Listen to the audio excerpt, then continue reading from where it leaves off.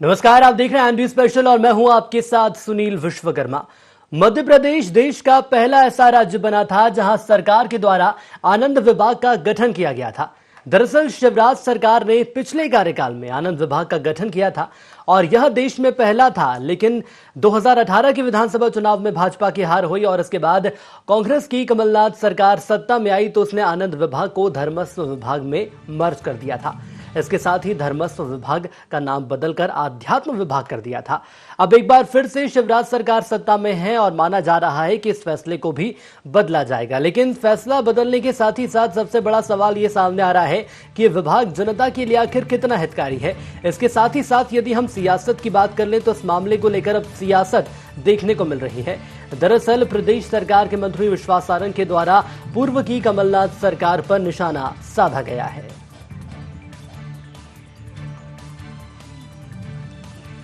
तो आपको बता दें कि मंत्री विश्वास सारंग जिन्होंने कमलनाथ सरकार पर निशाना साधा, तो वहीं पूर्व सरकार के मंत्री और वर्तमान विधायक पीसी शर्मा ने भी निशाना साधा है। तो कुल मिलाकर ये माना जा सकता है कि आरोप प्रत्यारोप का दौर अभी से ही इस मामले को लेकर शुरू हो गया है।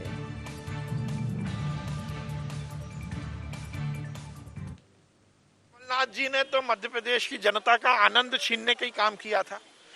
हमारी सरकार और खासकर माननीय मुख्यमंत्री जी का ये मानना है कि सबसे महत्वपूर्ण है कि व्यक्ति को सरकार के माध्यम से उसकी रोजमर्रा की जिंदगी में संतोष मिले।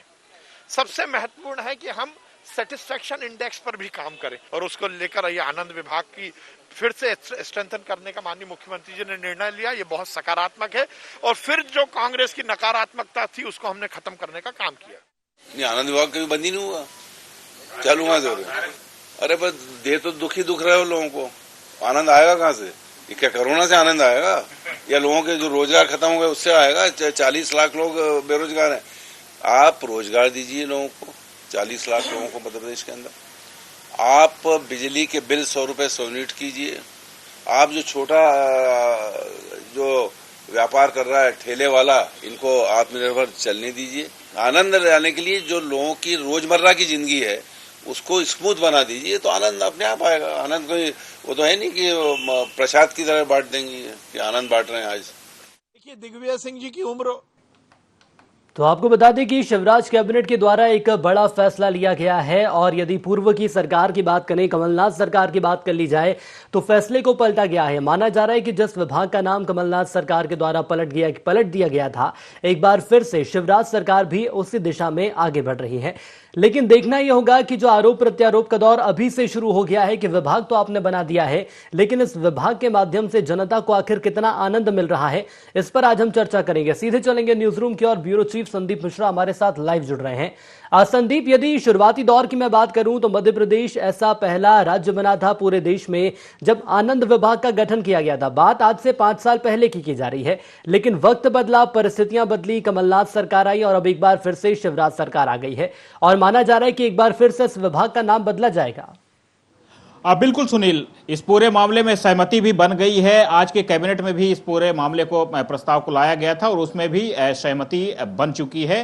तो एक तरह से हम ये कह सकते हैं कि जो पूर्व का नाम था वही नाम एक बार फिर से अब रखा जाएगा। अभी से आध्यात्म विभाग में कहीं न कहीं इसको समाहित कर दिया गया था, लेकिन अब फिर से पूर्व की तरह ही नाम संचालित होगा। जिस तरह से चिकित्सा शिक्षा मंत्री विश्वास सारंग ने कहा कि भारतीय जनता पार्टी चाहती है कि जनता आनंद महसूस करे। पंडित दीनदयाल उपाध्याय ये चाहते थे कि जब सरकार की जनहित की योजनाएं हैं तो वो आम जनता तक पहुंचे और वो जब आम जनता तक योजनाएं पहुंचेंगी तो उसके माध्यम से आम जनता में कहीं न कहीं आनंद होगा और वो आनंद महसूस करेगी। और इसीलिए भारतीय जनता पार्टी यानी कि यूं कहें कि भारतीय जनता पार्टी की सरकार आनंद विभाग को अब अलग से उसी नाम से रखना चाहती है ताकि लोगों को आभास भी हो और जब योजनाएं संचालित हो उनका लाभ मिले लोगों को तो पूर्ण रूप से आनंद मना सकें। जी लेकिन संदीप, यहां पर सवाल ये सामने आ रहा है और संशय की स्थिति अभी भी उत्पन्न हो रही है कि आखिर नाम जो बदला जा रहा है, अब नया नाम आखिर क्या रहेगा? क्या ये माना जाए धर्मस्व विभाग इसका नाम रहेगा या ये मान लिया जाए कि आनंद विभाग के नाम से इसे संचालित किया जाएगा? देखिए सुनील, अभी जो खबरें निकल के सामने आई हैं तो आनंद विभाग के नाम से ही इसको शायद संचालित किया जाएगा। और जिस तरह से पूर्व में सरकार अलग अलग तरह से कार्यक्रम आयोजित करती थी ताकि लोगों को कहीं न कहीं आनंद महसूस भी हो, तो कुछ वही करने की कवायद है सरकार की।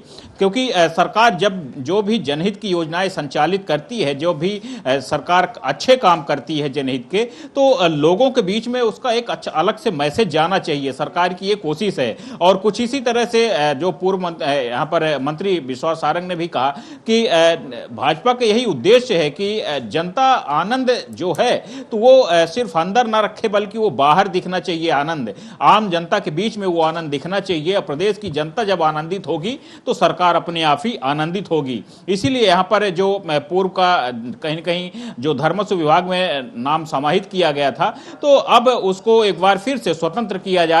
और उम्मीद यही की जा रही है कि एक बार फिर से आनंद विभाग स्वयं अस्तित्व में जरूर आएगा। बिल्कुल, लेकिन संदीप, साथ ही साथ मैं आपसे ये भी समझना चाहूंगा, शिवराज सरकार के द्वारा आनंद विभाग का गठन तो किया गया है, लेकिन इस वक्त हम देख रहे हैं कि जो परिस्थितियां हैं वो ऐसी नहीं है कि लोगों को आनंद मिल सके। अब क्या ये मान लिया जाए सरकार के सामने चुनौतियां दोहरी हैं? क्योंकि एक तरफ कोरोना महामारी पिछले 2 से 3 साल से लगातार हर व्यक्ति से जूझ रहा है। हालांकि सरकार के द्वारा फैसले भी लिए गए कि आखिर लोगों की जो जिंदगी है वो कैसे पटरी पर लाई जाए, लेकिन अब एक बार फिर चुनौती है ओमिक्रॉन की। और ऐसे में आनंद विभाग पर बड़ा फैसला लेना, रणनीति आखिर सरकार की क्या रहेगी? बिल्कुल सुनील, अहम सवाल है आपका। क्योंकि जिस तरह से कोरोना काल में बहुत सी जानें गई हैं और कहीं न कहीं एक पूरे प्रदेश में यहाँ पर मातम की स्थिति बनी थी। कहीं न कहीं हर तीसरे चौथे घर में किसी न किसी की मौत हुई थी, कारण कोई भी रहा हो। तो उसके कारण कहीं न कहीं एक मायूसी का दौर भी था। सरकार एक माहौल क्रिएट करना चाहती, खुशी का माहौल बनाना चाहती है। हालांकि प्रदेश में एक बार फिर से कोरोना ने दस्तक दी है, जिसके कारण कहीं न कहीं लोगों में थोड़ा सा डर और भय का माहौल तो बन रहा है। लेकिन लोगों के बीच में उत्साह किस तरह से बना रहे, लोगों का किस तरह से उत्साह वर्धन करना है, इन सब चीजों को सोचना भी सरकार की ही जिम्मेदारी है। और सरकार ने इसीलिए एक बार फिर से इन सब चीजों की ओर पहल करने की कोशिश की है ताकि आनंद विभाग के माध्यम से लोगों का मूड डाइवर्ट किया जाए। लोग अगर दहशत में कोरोना से आते हैं तो किस तरह से उनको खुशी का भी माहौल प्रदान किया जाए, ये सारी चीजें सरकार करने की कोशिश कर रही है। और इसीलिए संभवतः सरकार आनंद विभाग को एक बार फिर से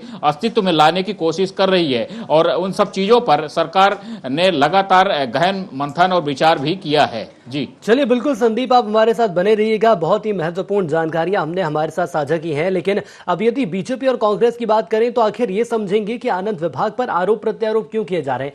तो चलिए एक बार फिर से सुनेंगे विश्वास सारंग को और वर्तमान विधायक पीसी शर्मा को। कमलनाथ जी ने तो मध्य प्रदेश की जनता का आनंद छीनने का ही काम किया था।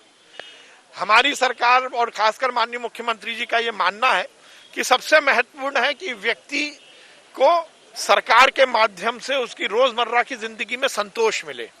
सबसे महत्वपूर्ण है कि हम सेटिस्फेक्शन इंडेक्स पर भी काम करें और उसको लेकर ये आनंद विभाग की फिर से स्ट्रेंथन करने का माननीय मुख्यमंत्री जी ने निर्णय लिया। ये बहुत सकारात्मक है और फिर जो कांग्रेस की नकारात्मकता थी उसको हमने खत्म करने का काम किया।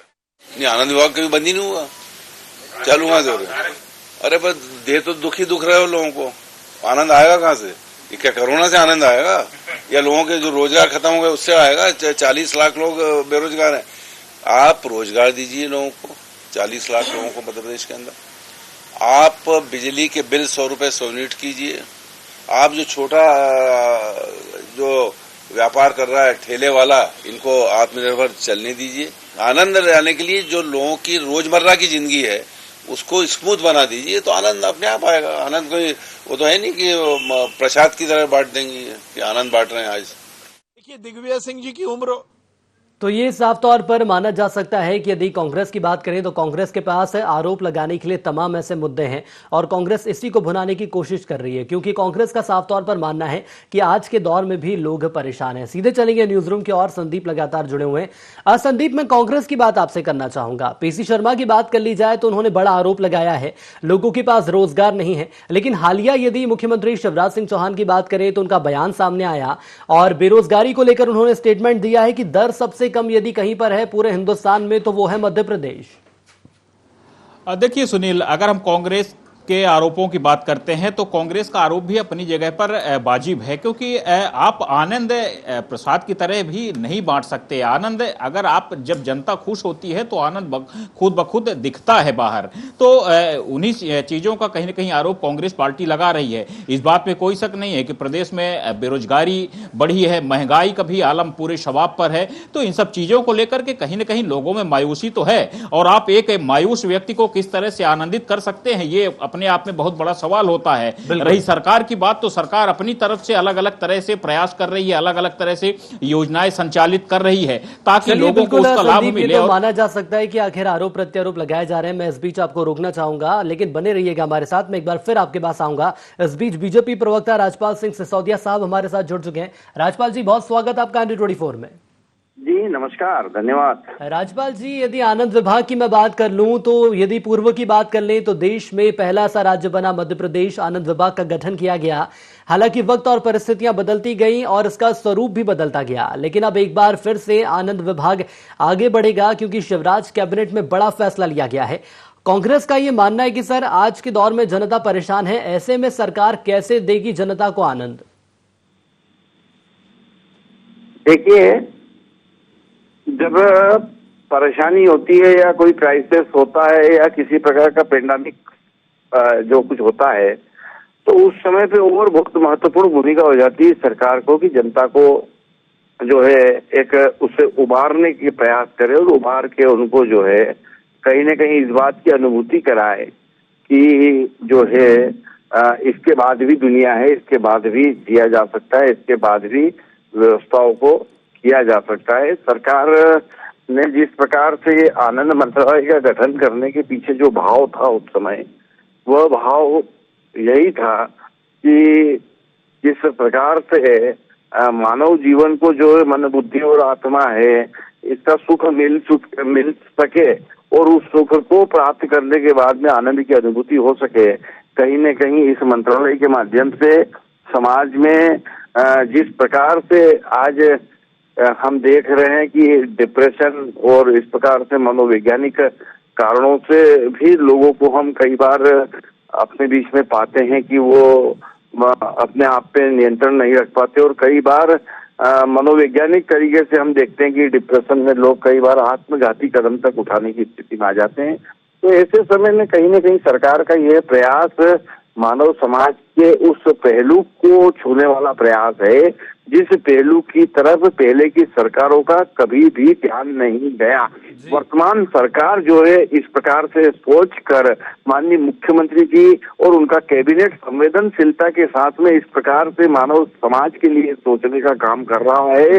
मैं समझता हूँ, भावों को बहुत अच्छी तरीके से समझ पा रहा हूँ कि आखिर इस विपरीत परिस्थितियों में भी सरकार के द्वारा सकारात्मकता देखते हुए कदम बढ़ाए जा रहे हैं। लेकिन आपने सर डिप्रेशन और तनाव की बात यही यहाँ पर कही है, तो सवाल यहाँ पर यह खड़ा हो रहा है कि यदि तनाव डिप्रेशन की बात करें तो ये जाहिर सी बात है कि जो इस वक्त अर्थव्यवस्था चल रही है, हर एक व्यक्ति की यदि मैं बात कर लूं तो समस्या है। यदि नौकरी की बात कर ली जाए या आमदनी की बात कर ली जाए तो कुछ ऐसी समस्या बेसिक चीज है जो निकलकर सामने आती हैं। इस दिशा में सरकार क्या कदम उठाएगी? क्योंकि कांग्रेस का यह मानना है कि 40 लाख लोग बेरोजगार हैं, रोजगार देने के लिए सरकार क्या कदम उठा रही है? देखिए, वैश्विक स्तर पर जिस प्रकार से विगत दिनों पूरे विश्व में जिस प्रकार से महामारी का एक दृश्य बना, उस दृश्य को हमने सबने देखा, पर उस दृश्य के बाद भी सरकार ने अपने स्तर पर व्यवस्थाओं को संभालते हुए, स्थितियों में सकारात्मकता लाते हुए जिस प्रकार से अपने रोल को बखूबी निभाने का काम किया। सरकार की एक भूमिका होती है, सरकार का एक रोल होता है और सरकार जनता के लिए होती है और जनता के हर सुख दुख और हर क्षण में सरकार उनके साथ खड़ी दिखे। इस बात का अगर कहीं कोई उदाहरण देश में दिया जाता है तो वो मध्य प्रदेश की सरकार का दिया जाता है। माननीय मुख्यमंत्री शिवराज सिंह चौहान जी की सरलता, मानवता और उनकी संवेदनशीलता का उदाहरण दिया जाता है।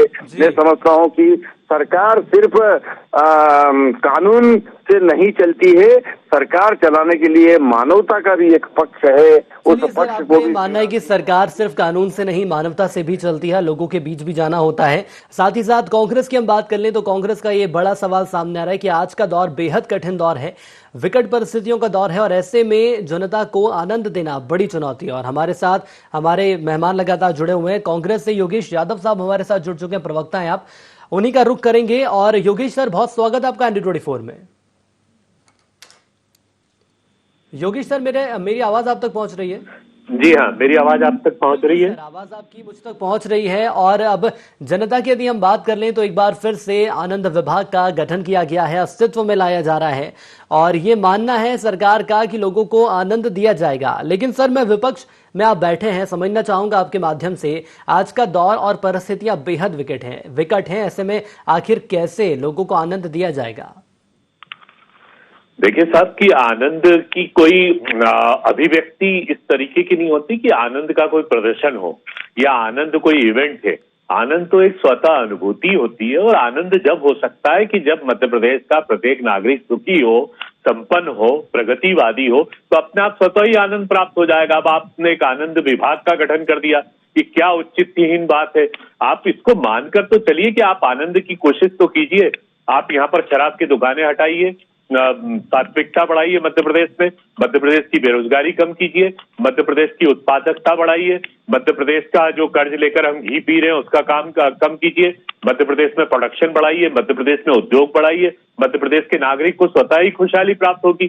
सरकारी तंत्र पर भ्रष्टाचार कायम है, सरकारी विभागों में जिस तरीके से भ्रष्टाचार होता है तो आम आदमी वैसे ही उदास रहता है। आप कहां से खुशियां दे देंगे उसको? आप जहां जाते हैं दूसरी जगह पुलिस थाने में किस तरीके से अपराध बढ़ रहे हैं, किस तरीके से व्यक्ति असुरक्षित महसूस कर रहा है। आम आदमी का जीवन तो आप पूरी तरीके से तनाव पैदा कर दिया और उसके बाद आप आनंद की बात करते हैं। तो ये तो एक इवेंट है और आनंद की अनुभूतियों के लिए तो आप वैसे प्रयास कीजिए ना, आप सरकार की तरफ से जनोन्मुखी कार्यक्रम लागू करें, जनता को खुश रखें, जनता स्वतः ही आनंदित हो जाएगी।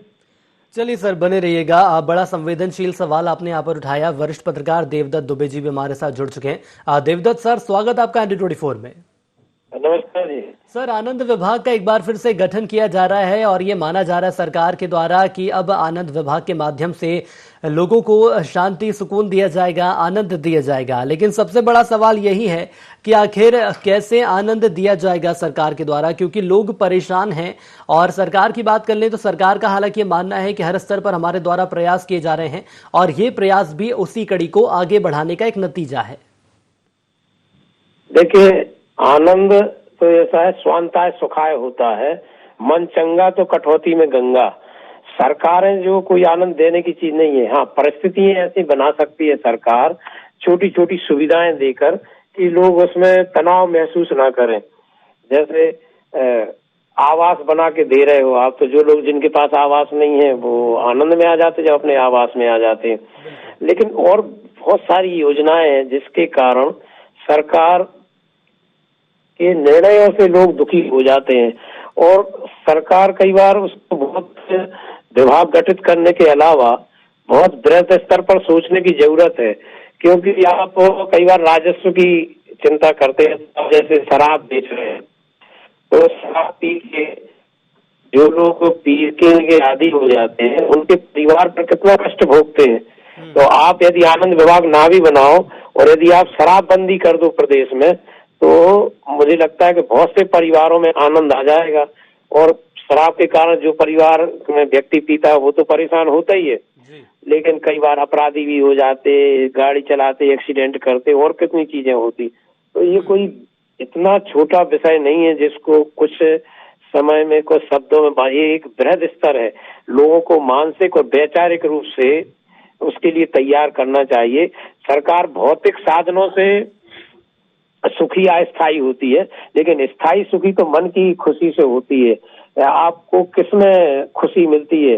किसी को दूसरों की सेवा करने में, मदद करने में खुशी मिलती है, तो कुछ लोग ऐसे भी हैं जो कष्ट देने में सुकून महसूस करते हैं, बिना वजह के लोग लड़ पड़ते हैं। तो ऐसी कई चीजें हैं जिसमें सरकार को कुछ आध्यात्मिक गुरुओं की इसमें मदद लेना चाहिए। आप ये सरकार राजनीतिक दलों की होती है, ये जब भीड़ जुटाते हैं तो कितना वाहन लगाते, पैसा देते, खाना देते, तब जाके कई बार कुर्सियां भी खाली रहती। चलिए बिल्कुल सर, बने रहिएगा हमारे साथ। राजपाल जी, मैं आना चाहूंगा आपके पास। दो सवाल निकलकर सामने आ रहे हैं।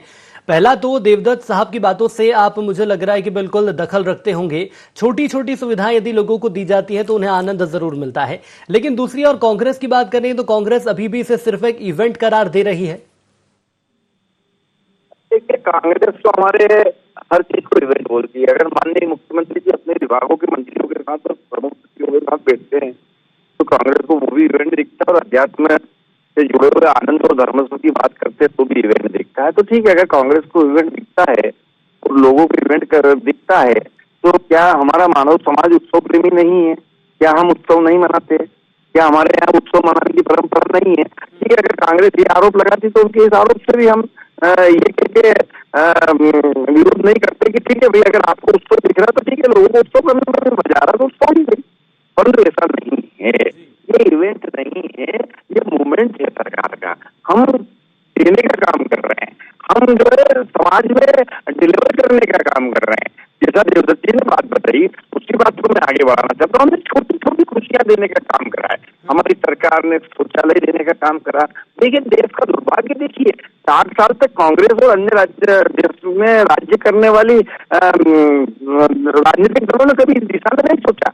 माननीय मोदी जी जब आए तो उन्होंने इस दिशा में सोचा कि हमारी उस बहन को कितनी शर्मिंदगी उठानी पड़ती है जिसके घर में शौचालय नहीं है और उसको खुले में शौच करने जाना पड़ता था। इस छोटी सी बात को लेकर हमने पूरे देश के अंदर स्वच्छता अभियान चलाया, समग्र स्वच्छता अभियान चलाया। और आज मैं खुशी के साथ, गर्व के साथ कहता हूँ कि आज मनुष्य की मनोस्थिति बदली है।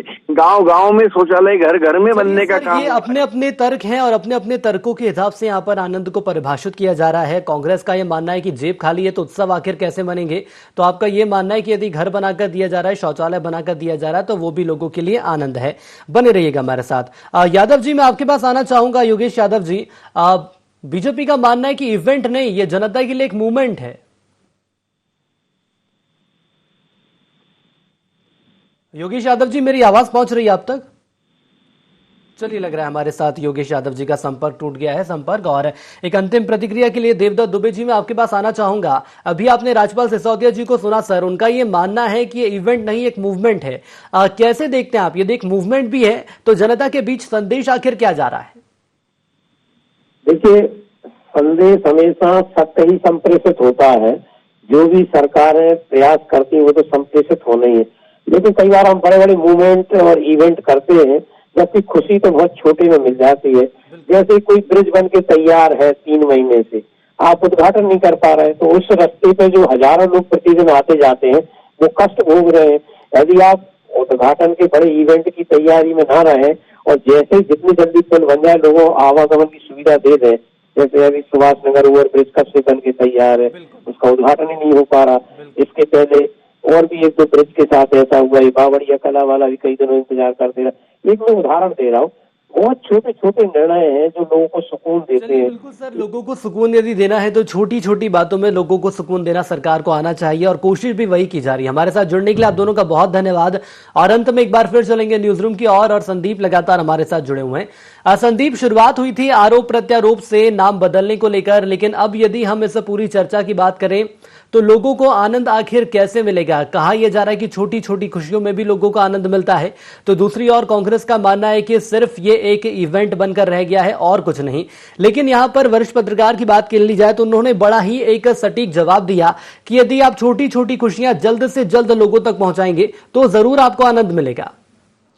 बिल्कुल, देखिए सुनील, ये सारी सभी चीज़ें सही है, लेकिन हकीकत तो यही है कि देखिए सरकार कोई भी योजना लेके आती है तो वो तो जनहित के लिए ही होती हैं। लेकिन सवाल इस बात का उठता है कि जब वो योजनाएं धरातल में कितना काम कर रही हैं, क्योंकि सरकार अगर योजना लेके आई है तो धरातल में वो सही तरीके से संचालित होनी चाहिए, उस योजना की मॉनिटरिंग होनी चाहिए, तभी वो योजना सही आकार रूप लेगी और जनता का उसको लाभ मिलेगा। तो यहाँ पर अपने आप में ये सवाल तो जरूर बनता है कि देखिए सिर्फ नाम बदलने से कोई आनंदित नहीं हो जाएगा। लोगों को उसका लाभ मिलना चाहिए और जब लाभ मिलेगा तभी लोग आनंदित होंगे और तभी आपकी ये सही तरीके से नामकरण की जो रणनीति होगी या फिर इसको चाहे जो कुछ भी नाम दें तो फिर वो आगे सार्थक परिणाम उसका देखने को सही है कि आखिर नाम बदलने से कुछ नहीं होता, धरातल पर लोगों तक आप कितना पहुंच रहे हैं ये मायने रखता है। हमारे साथ जुड़ने के लिए आपका बहुत धन्यवाद। तो आरोप प्रत्यारोप के दौर के बीच कहा यह जा रहा है कि नाम बदला जाएगा, लेकिन नाम बदलने के बाद आखिर जनता को कितना फायदा होगा या जनता को कितना आनंद मिलेगा, यह भविष्य के घर में छुपा हुआ बड़ा सवाल है। फिलहाल IND स्पेशल में इतना ही, दीजिए इजाजत, नमस्कार।